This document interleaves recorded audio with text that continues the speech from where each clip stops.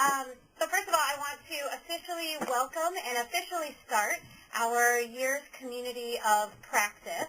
So I want to welcome everybody, say thank you all for taking the time to participate with this. So I'm going to I'll go through our schedule quickly, and then we will jump right in. So the schedule, I'm giving my introduction now, and then one of our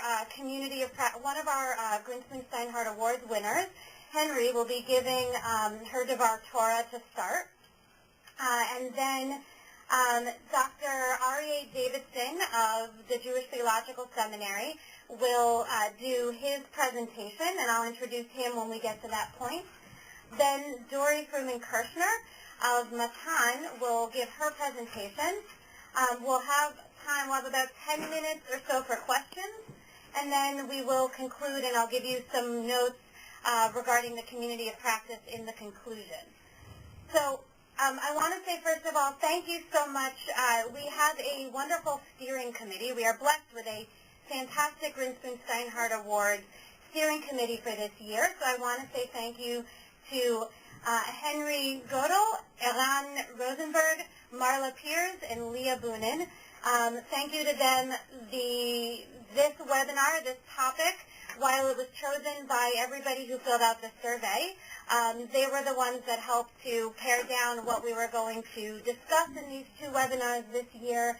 They've given valuable information. Many of you have heard from them via phone calls, as well as myself, so I want to say to them thank you so much. So without further ado, I would like to introduce Henry. Going to briefly tell you who she is, and then she's going to give us a Devar Torah to start off our webinar. Thank you, Dina. I'd like to be sure that everyone can hear. I don't know what's the best way for us to do that, Dina. I think everybody can hear you. Okay, that's just great. I live in Independence, Missouri, which is Harry Truman's hometown. My congregation is Congregation Beth Torah, which is in Overland Park, Kansas. So I drive 70 miles round trip every time I head on out. I'm a Hebrew teacher at the congregation. I'm in my 6th year now, and very much love my work. Are we ready for the Devar? Okay. So I very much enjoy when I'm planning a Devar, beginning with the weekly parsha, to see whether there's an idea or a kernel there that I can build on. This week's Torah portion, Miketz, continues to paint the portrait of the mensch that Joseph has grown up to be. We meet the man who finally understands that he does not control the power that has determined his circumstances. Joseph is able to gain the trust of those who rule.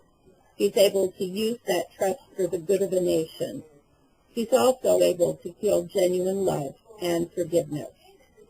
The young Joseph that we met last week in Parshat Vayeshev lived in a world that was all about him, his natural beauty, his unique, colorful clothing, his ongoing reports on his brother's shortcomings, and his dreams of greatness.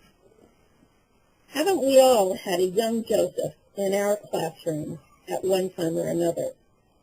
And haven't we wished that we could give him or her that magic fill that would suddenly make it possible for this child of promise to see himself as part of a bigger picture, and to understand how her self-centered behavior is continually driving wedges between herself and her classmates, between her potential and her future. Of course, the magic pill doesn't exist. In its place are the multiple strategies that good teachers use to promote beneficial learning, those that the student can continue to build on, and to prevent missteps that will be costly to repair in terms of both time and motivation.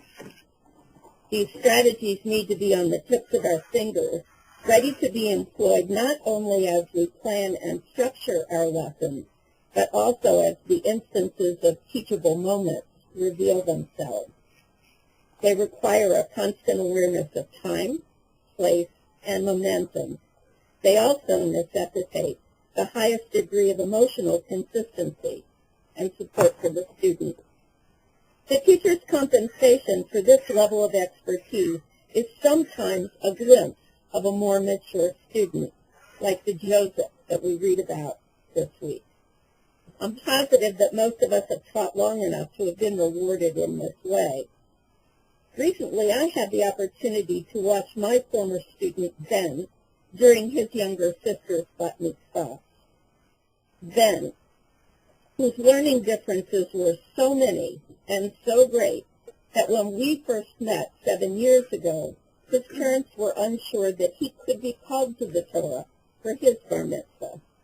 Now here he was 7 years later, accepting his own aliyah, and later standing confidently in front of a large congregation to participate in a Shehecheyanu. In that brief time, I saw the self-assured young adult that my student was becoming. It was a blessing.